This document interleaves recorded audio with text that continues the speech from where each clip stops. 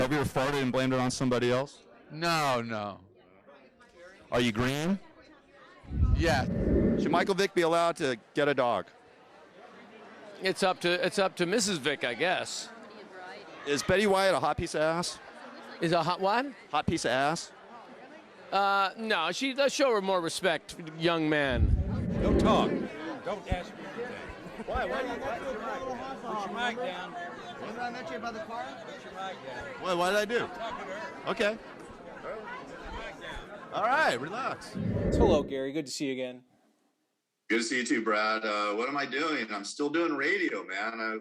I have a show on KCAA 1050 AM 106.5 FM in the Inland Empire called Control Chaos. It's on Monday through Friday, 9 a.m. to 10 a.m. where it's therapy for me now. It's not even doing a show. It's more therapy for me where I just rant and rave. I can't believe you. You actually rant and rave? You actually have thoughts and get angry and shit? Every now and then I'll get a little angry. It's more, I try to make people laugh, man. I mean, there's so much hatred and misery and people ranting and raving and yelling at one another. I try to just, I try to tell it like it is. I'm not on the left or the right. I'm just for what's right for America and just give my point of view and try to have a few chuckles and play some of my crazy ass interviews that I did for the Howard Stern show and just have fun. I try to have fun on the show. Yeah. And then, of course, people who come to my channel come because they know of, I'm talking to people who've been part of the show. We had a conversation about a year ago. I still love the OJ interview. I went back and watched it again. You had this relationship with OJ. Like, you started with the golf course with him. Have you run into him lately? You're still alive, so obviously you probably haven't. I haven't run into OJ for a long time. Last time I saw OJ was at his preliminary hearing in Las Vegas. I actually went out there and got into the courtroom, and it was a preliminary hearing before he got convicted of armed robbery. And the strangest thing is that I'm sitting in the courtroom, they take a break, and OJ turns around and waves at me and points his finger and waves me over. And I was like, hey, OJ, how you doing? He goes, I heard you're not working for Howard anymore. And at that time, it was, I think, 2007, 2008, I was still working for Howard. I go, no, I'm still working for him. And I go, do you have anything to say to him? He goes, no, but every now and then I listen to him in my Ford Bronco. I am not joking. He actually said that. So that was the last time I saw OJ. So that was about 15, 16 years ago. But yeah, we had a weird dynamic for a few years there. And one of my favorite interviews, one of my craziest interviews was interviewing OJ and fighting with him on the golf course when I asked him if he was sharpening his knives in case he got remarried. And you can check that out on YouTube. And I play that every now and then on my show. Yeah, that's your YouTube channel. You can check out Gary has his own channel. Was that a question that you came up with, or was it a Howard question? No, Howard always, listen, the one thing that I got to tell everybody and reiterate is that I never asked a question that the Howard Stern people did not write. I never went off script. I had a list of questions. And yeah, that was a question that Howard wrote or Jackie or Artie or whoever it was. But I never went off script. Every question I asked was from the Howard Stern show.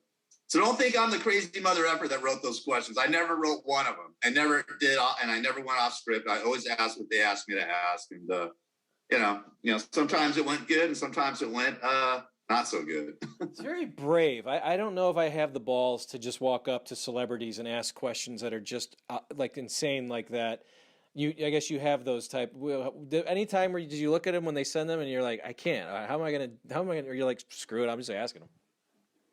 Yeah, I did it many times. In fact, one of the first interviews I ever did was Evel Knievel. I was at a boat show. I was with my future ex-wife, and it was at the LA Convention Center. It was like probably the third or fourth interview I'd done for Howard.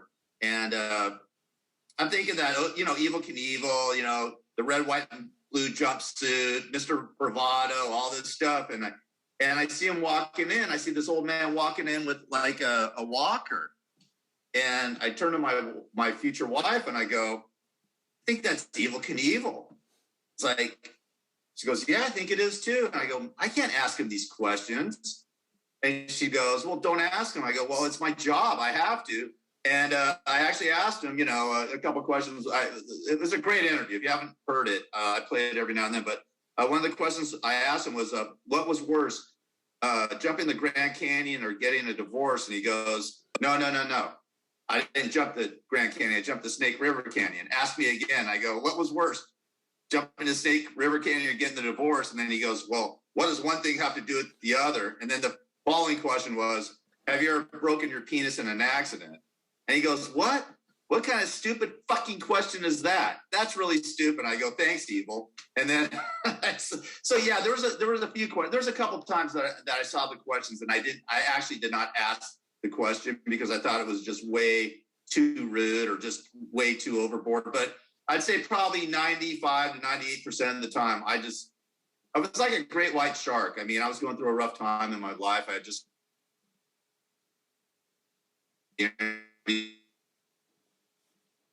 fuck it. I'm going in there like a great white shark. And that's how I approached it. And that's why I was able to do it. I don't think I could do it now. I don't think I could go out there and ask crazy ass questions now. It's way beyond. But back then I was angry. I was pissed. I hated life and I didn't give a fuck. And that's how I did it. And actually it worked out to my benefit because not giving a fuck, the only way you can do that is not giving a fuck and not caring. And that's how I approached it. Yeah, it feels like something you can really only do in your 20s and early 30s. You get into your 40s and 50s, and you sort of have to grow up. So it was sort of a weird dynamic of how it all worked. It was crazy, but I mean, 10 years of it. In fact, it's weird because I left the show in 2008 under, basically Howard fired me for doing what I was supposed to do, get in trouble. I mean, the only time he really played the interviews was when people yelled at me or was an A-lister. If people were cool with me, he didn't play them. So he played literally probably about 30% of the interviews I did. But out of the blue, they fired me in 2008 or whatever. But this year, crazily, I got a holiday card from Howard. Wow. And out of the blue, Brad. And it said, it was from New York. And I'm like, what's this from New York? And it was it wasn't a Christmas card, it was a holiday card. And it said, remember us? And it said, happy holidays, love Beth and Howard and the cats and a rabbit too. Well, he wasn't signed, but it was like, wow, how did he get after 13, 14 years or 15 years, whatever it was, I get this holiday card from him. Remember us, it's kind of weird. Therapy's going well, seemingly for him, finally, after 70 years old. yeah, he's making amends with everybody now. He was in therapy when I was working on the show back in the early 90s. So, it was kind of weird. It's kind of strange to get a holiday card. And then I sent one back, and I go, hey, of course I remember you. Great times. Thank you for putting me on the map. Wish all the best for you. But it was kind of bizarre after 14 years. I was like, how do you know I lived in Palm Springs? I mean, they had to track me down basically to get my address. Now, I didn't ask this last time. I didn't have enough time. Did you sell a gift that Howard gave to you on eBay? Did that happen? And is my memory wrong? Yeah. Tell me about that. And how did that go for you? I mean, listen, at that time, it was 2011, 2012. I was kind of hurting for money. I was sort of struggling financially. And I was just like, screw it, man. I mean, I went on eBay and somebody told me you should sell Howard's crap. I mean, it was just sitting there. I was never going to wear the watch. It was a huge watch. And I put it on eBay just for shit and giggles. And then somebody bought it for $1,500. So I was like, I just didn't care at that point. I mean, it was like I said, I needed the money and, I had no allegiance towards Howard. I was pissed off at the whole show for basically abandoning me for doing what I was supposed to do, was bust balls on celebrities and events. And they let me go, which is fine. But I had no allegiance. But I sold out on eBay. Yeah, it was a watch that he had given me for a Christmas present. We used to exchange Christmas presents. I used to go and give him I used to buy him a case of wine from Paso Robles and send it all the way to New York. They'd send me gifts. It was weird. I mean, but it is what it is. But I did sell that. And I think I sold a couple things of his that he had sent me. Well, let's get together. What else you got? Let's start a swap shop right here. I have a tie, I think, the Howard Stern private parts tie. I've got it. I don't know. It's all buried in, when I moved, I got it. There's tons of shit I got. I don't even know what I have, but hey, listen, it was a great run. I got nothing but love for Howard. I mean, he allows me to play I play my celebrity interviews on my show. I play my Dark Nihilist interview, which is one of the most famous interviews I did. OJ, Jack Nicholson, Joe Pesci, Morgan Freeman, the list goes on and on and on, but he allows me to play it. I'm probably the only person in America, or one of the only people in America on terrestrial radio that actually has Howard Stern on his show every now and then, because I play where I called into the show and he's talking to me about doing the interviews, and, so it's kind of cool. And he's never done a cease and desist. And I really appreciate that. So it's kind of cool. And we have this weird, I guess we have a weird relationship because I got a holiday card from him. So it is kind of weird. No, you're right. I mean, that no one who's, gone by him or passed him over has gotten one of those. So your last call, was it in 2009? Because I know you got fired around 2008. I was looking this up. And you still, Howard was trying to make amends, and you're like, F you. No, I'm mad. I'm still pissed. I think it was great radio. And then Gary comes in and Baba Booey. That's what I love about you is like, you're like, no, F you. I'm still pissed. Well, I mean, what happened is that, I was, after 2006, I left KLSX after I'd been working there for 17 years. It was a classic rock station in Los Angeles. And then it became a talk station, and I had a talk show and stuff like that. And I basically left in 2006 when Howard left to go to Sirius. And I decided back in 2006, I wanted to be a producer of shows, of these reality TV shows. It was just first starting. And I thought, I knew all these porn stars and adult stars. I'm like, why don't I follow around a porn star and see how they really live? Are they just psychos, or do they have millions, or, are they a bunch of whores, or they got family, kids, whatever. So I created this thing called A Day in the Life of a Porn Star. Me and my buddy Robert Sanchez, who you might have met doing filming over at Escape.tv, because I think that's where we originally met, was Escape.tv. So we decided to create a reality TV show, and I pitched it to Howard. Well, actually, I pitched it to Doug Goodstein, who was a producer of Howard TV at the time. He loved the idea. We went back 6 months. Back and forth 6 months, emails. We shot 2 of them, and we actually talked to a lawyer. We had a conference call with my attorney about how much they were going to pay us and how many episodes we were going to do. We actually did one. We both did one we went to Vegas and shot. They brought a crew from New York. Howard TV brought a crew from New York. I brought my crew from Los Angeles. I was like, wow, this is really happening, man. This is really effing happening. This was like 2007. And then all of a sudden, they just blew it off and didn't pay me a penny, didn't give me anything. Just completely blew it off, and then started doing some episodes with Bigfoot and Miss Black Howard Stern and a couple, and Jessica Hahn, and A Day in the Life of Jessica Hahn, Day in the Life of Bigfoot. Now, I didn't have the Day in the Life, copyright or whatever, but the bottom line is I didn't get paid anything. And I spent 6 months, me and Robert spent 6 months going back and forth with them. If they said, no, we didn't want to do it, we would have never wasted our time. So that's what really pissed me off. I've gotten over it, but that was the one thing I was like, wow, Howard just signed a $100 million 5-year contract, $500 million, and they couldn't even throw me a bone. They couldn't throw me like a couple thousand, hey, here's for your hard work. I got 0. And then Doug Goodstein acted like he never even spoke to me. And that's what really pissed me off. And that's why I sort of like sabotaged myself with the show. I said, fuck them. They're going to treat me like this. And I don't know if it was Howard. Like I said, me and Howard are cool and all that. It's water over the bridge. I'm just explaining how it came about that I was pissed off and left the show. And that was really the essence of me leaving the show. Are you listening to the show these days? Are you a lifer and keep? No. There's reasons. Yeah, I haven't listened to the show.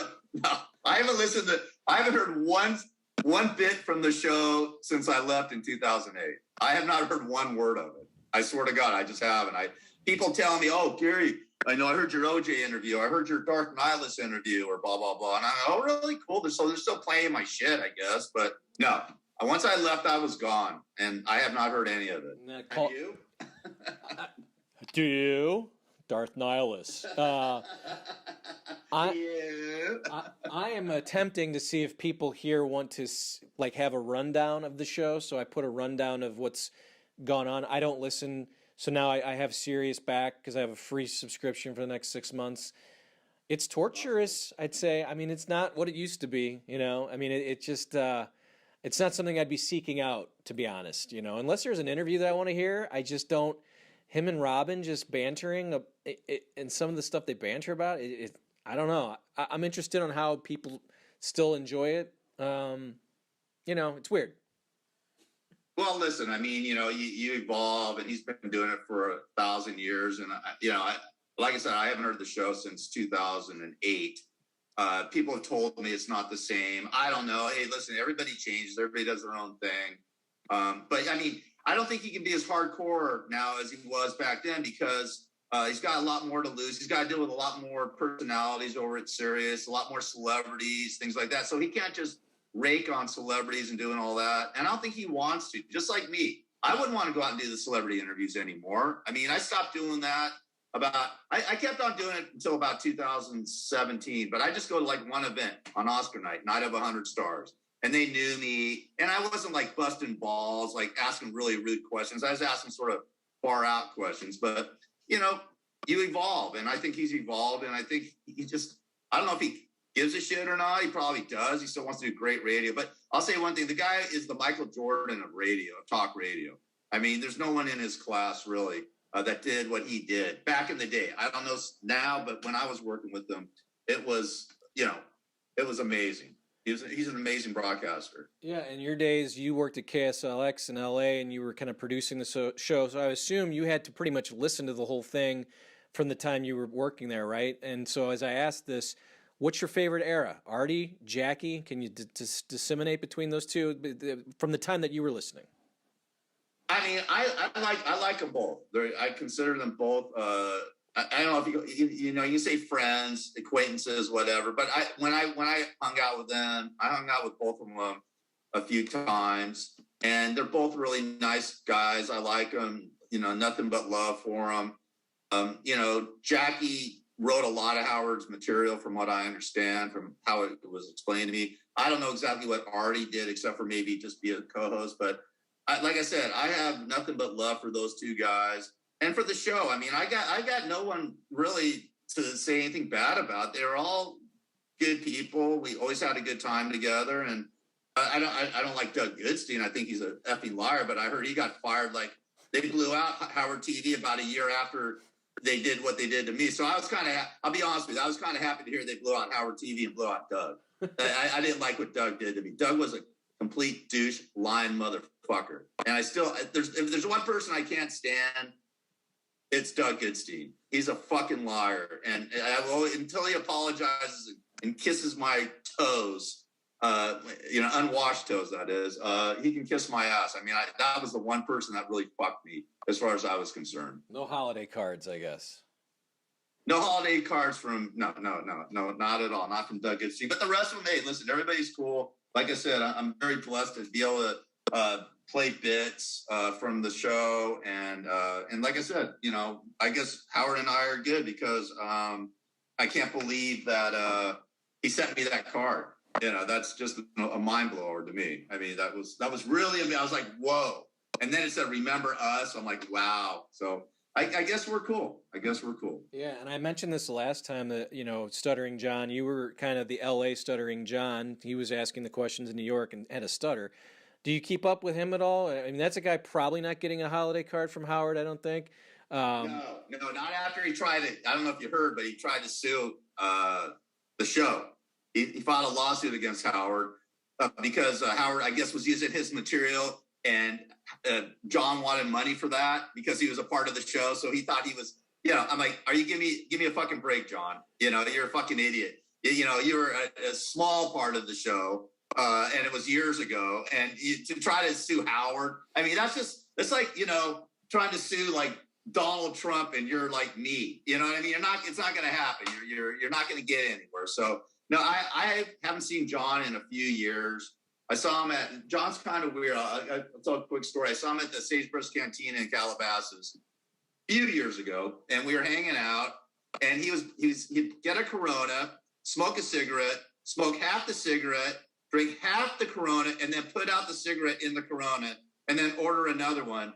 and would do the same exact thing again. He did it about 5 times, and I'm like, what the fuck's wrong with this guy? I guess, I was going back to my question about listening. Were you an actual fan, though, like back in the day? Or were you enjoying the show as you, like, was that like a great dream job that you got to sit and your job was to work on this show and listen to it kind of meticulously, or no? Well, I mean, it was my first real full-time job in radio back in 1991. So, yeah, I was kind of ecstatic about doing it. I mean, I had to get up at 2 o'clock in the morning, to pick up the feed live at 3 a.m. So that's 5 days a week, working from 3 a.m. to 8 a.m. I, completely screwed up my whole being and thought process. And I did that for 15 years. But I mean, the thrill of it was, being a part of this radio show, a new concept. Nobody thought it was going to work in Los Angeles because it was taped. It was on tape delay, rebroadcast in LA. And everybody at the radio station, I remember all the jocks, all the Jim Lads of the world, and all these guys said, hey, it's never going to work, blah, blah, blah. And in a year's time, we were the #1 morning show in Los Angeles, and we kicked Mark and Brian's ass. So, yeah, that was exciting. That was cool. So, yeah, I mean, when I first listened to the show, I was like, who the fuck is this guy? This guy's nuts. And, and even Dion, who was working with me, he was doing the board, and I was in the 2-track producing the show, on reel-to-reel tape and cutting it and getting it ready for the rebroadcast. He was like, man, we were like, who the fuck is this guy? This guy's nuts, man. When it first started out, but in a year's time, we were the #1 show in Los Angeles. So yeah, that was a big thrill. And then, being on the show and being a part of the show and having him call in to me and, having me do the interview. So yeah, it was an amazing run. I'll say it was an amazing run, 16 years of it. But I wasn't a fan at first, but it sort of grows on you. The show sort of grows on you, and then you take it with a grain of salt. You don't take everything personal, because a lot of people take shit personal there. On the show. Yeah, I was going to say, I mean, if you're a listener, did you have a favorite moment that didn't involve you, that you just think back driving in or listening or cutting the tape going, wow, I can't believe I'm listening to this? Geez, put you on the spot. I listen to every friggin' show. I can't. It was like in one ear and out the other, to tell you the truth. I can't. Sam Kinison was always cool. Always loved listening to Sam Kinison be on the show. Who else? Just some of the bits that he did. I like the news. I like Robin's news. I always thought that was kind of cool. The girls and all that crap. I was just like, that got sort of old, but I liked when he was doing celebrity interviews with some of these people and stuff like that. I liked when Trump would call in. That was kind of cool. Like Trump and Howard on the air together. That was yeah, I like that part. I mean, so I just can't even, tell you the truth, Brad. It was so long ago. I can't even think about it. And it's funny though, what I was thinking about today, listening to the show, I miss Fred and the drops. And as you mentioned, Robin doesn't really do news, but Fred was always there, and he still has them, and they're still there, but everything is so scaled back.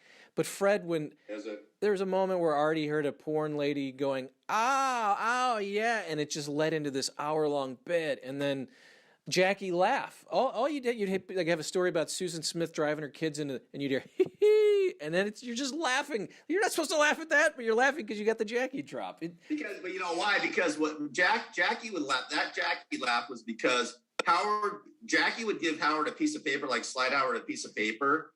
That's how he basically, and then Howard would either read it or not read it. So when you heard Howard do this terrible, wording on something or talk about something that was terrible, and you heard Jackie laugh, that's because Jackie had written that for Howard. Right. He's like, and I was told that by Andy Bloom, who's the program director at KLSX, and told me how the whole thing worked. But yeah, I mean, it was just so out of control, and Fred's drops were amazing, and just the whole show, it's a dynamic show. I mean, all the help that they have and all the things that they do, it's like I said, he's the Michael Jordan of broadcasting, no doubt. Yeah. James Garner hit you with a cane. Tell me some times where you were frightened. I mean, he's an old man at that time, but were there any times where you? Yeah, I mean, sometimes there was a couple times there was bodyguards that got into my face. And a couple, security guards that got into my face and things like that. but nothing where there was going to be any blows. I mean, they were just like, like I said, a couple times they get upset with me. Of course, they get upset with me and trip out. And if they got in my face or they touched me, I didn't care if he threw me out. I didn't say, get the fuck out, blah, blah, blah. I didn't care about that. But when they grab me or try to grab me, I said, don't touch me. Don't touch me. I'll leave. Just tell me to leave, but don't touch me, because I didn't dig that. That was the only time that I got upset. It happened maybe a dozen times over 10 years. And but nothing where there was any blows. I never got arrested. I never had the cops come and chase me down. Nothing. In fact, one of the events I used to go to, there were sheriff deputies all around it. I went to it a half a dozen times, got thrown out of it, 5 out of the 6, and those guys were laughing about it. So it was, it was pretty. And LAPD Celebrity Golf Tournament, went there a bunch of times, got Jack Nicholson, Joe Pesci, a bunch of different interviews, and I got thrown out of there 3 or 4 times. But the cops didn't do anything either. I mean, they just said, "Go, please leave," and I'd leave. So it was when the public, the people that took themselves too serious were the publicists and the security guards. They would get upset with me and they would just flip out. But the security guards sometimes, a handful of times, there was, they'd touch me and I was like, "Don't touch me, I'll leave." And then they'd take their hands off of me and I'd leave. And that was it. So. How did you develop a relationship with Bryan Cranston? I saw kind of a nice sit down you've done with him a few times, right? How'd you guys hook up? I interviewed him at the Writer Guild Awards, and he grew up in the Valley. And we started talking about growing up in the Valley. And I had Escape.tv at the time, that internet TV network that we were just launching into. That I can imagine what that thing would have been worth nowadays. But anyways, long story short, I said, "Hey man, why don't you come on my show?" He goes, "I will. I promise you, I will." And he gave me his card. I called him, and he lived up to his promise. He came on my show, and we started talking and did that great interview, 20 minutes long. And he's a great guy. It was right when he started Breaking Bad. It was right then at the first season. And look how his career has taken off. Amazing. But that was the reason he hooked up with me, is because we both grew up in the Valley at the same time, San Fernando Valley. And that's why he really did it. Yeah, well, I'm assuming that would not happen today. Don't think he's walking around with a cart. Yeah, who knows? Maybe he would. Maybe he'd remember, "Hey, Gary, yeah, who knows?" Yeah, I mean, you know what? The cool thing is like the A-list celebrities got the joke and got the gig. And but if you were going down, like once you got down to C, D, E, F, G, they didn't get it so much. They took themselves way too serious, and that's when the shit hit the fan at times with those guys. It wasn't with the Morgan Freemans and the Jack Nicholsons of the world, or Joe Pesci's. It was with the D-list celebrities. And then you have a Rosie O'Donnell, who's a total cunt. And Adam Sandler is a total fucking douchebag. And Andy Garcia, who takes himself way too serious. So I can rattle off a bunch of assholes, celebrity assholes if you want. But yeah. What made Sandler an asshole? What did he do? Well, I mean, I tried to interview him twice, and he had me thrown out at both events. Before I even got near him, he had me thrown out. And that's why I was like, dude, first of all, you're a fucking comedian. Okay, you're supposed to be able to get the joke, but the guy doesn't have a sense of humor at all. I mean, the worst people with senses of humor on those red carpet events are comedians. They fucking do not like that shit because you're trying to upstage them, so they don't get the jokes. Comedians were the worst. I'd say musicians and sports athletes were the best, and then the A-list celebrities were the best. I loved interviewing A-list celebrities if I got them because they always got the joke. Sports athletes, musicians, A-list celebrities, and then once you went down the list, comedians and C-list down were complete assholes. And then, like I said, you get the Rosie O'Donnells of the world and the Andy Garcias and whoever else was out there. I was going to say, give me your top 5 worst, but I think you've done that. No, I think I did. I think Rosie and I'd have to. You can look at my book, Radio Blows. I have a book out on Amazon called Radio Blows, and I list the top 10 cool celebrities and the top 10 uncool celebrities. I can't name them off all this at this point, but I know Rosie. She was a total fucking cunt. I hate her fucking guts. She's a piece of shit. Andy Garcia is he's a turd too. And who else? I don't know. Those are and Sandler. Those are the top 3 I can think of off the top of my head. Oh, it's hard to rile you up, Gary. I'm sorry that we couldn't get the excitement out of you today. Well, you mentioned your book. whatever. Yeah, we mentioned your book. We mentioned you have a YouTube channel. You can go check out some of these old interviews. They're great if you just get some time and see Jerry Seinfeld and Martin Short. They're very funny seeing you do these. And then you're obviously doing your thing out in L.A. You just talked to Alan Dershowitz, I guess, today. So if you want to plug that right now, tell people if they want to hear you, if there's a way of streaming you worldwide. Yeah. Yeah, go to kcaaradio.com, kcaaradio.com, that website. I'm on every Monday through Friday, 9 a.m. Pacific to 10 a.m. Pacific. It's called Controlled Chaos. All you have to do is hit listen live, and you can listen to the show. Like I said, it's a fun show. I make you laugh. I make you cringe. I may make you cry every now and then, but I try to entertain you and basically just talk about what's going on in our society, and not from like the right or left standpoint, but what everybody else is really, what we're really thinking. Because I think it's all a bunch of bullshit with this left and right stuff. I think most of us are right down the middle, and we just want what's best for us, and we're just trying to survive. I know you've gone through some tough times recently. Sorry about the loss of your mom. I lost my brother. It's going to be a year on Saturday that I lost my brother to a rare brain disease, and I took care of him for 9 years. I was his caregiver. So I'm just trying to survive like the rest of us. And life is so short. Stop taking yourself so serious. Stop taking stupid shit so serious, and try to just enjoy life and try to be the best person you can be and try to help one another. I think that's my message when I do my show. That's awesome. Well, hopefully we'll get to hear it out here. We'll have people listen. Hopefully this gets some traction. Gary, always fun to talk to you. It was good catching up again. We'll keep this up as we always do. I enjoy these stories. Always fun. Good seeing you. Brad, thank you, man. Good seeing you, too. And you got to come on my show, okay, too. You got to do my show. I'm in. That's Gary Garver here on Here's the Pitch. Thank you for watching, and we'll see you next time.